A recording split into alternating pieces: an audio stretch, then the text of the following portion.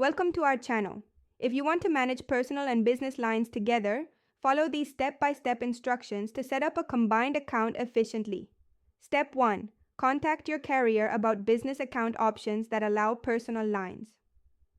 Many carriers offer hybrid accounts where you can manage both types of lines under one billing system.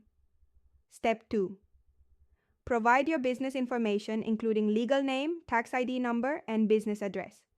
Carriers need this documentation to set up business service and potential tax exemptions. Step 3. Decide whether to keep lines billed separately or combine into one invoice. Some people prefer separate billing for easier expense tracking, while others want simplified single bills. Step 4. Set up different payment methods for business versus personal lines if desired. You can use business credit cards or accounts for work lines while keeping personal lines on personal payment methods. Step 5. Configure line-specific features appropriate for each use case.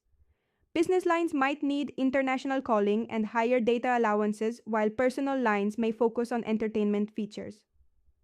Step 6. Establish expense tracking and reporting for business line usage. Request itemized bills showing which charges belong to each line for accurate business expense documentation. Step 7. Add administrator access for business managers or accountants if needed.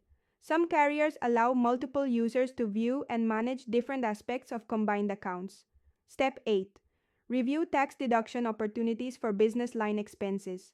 Consult with tax professionals about properly documenting and deducting business communication costs on tax returns. Don't forget to like this video and subscribe to our channel.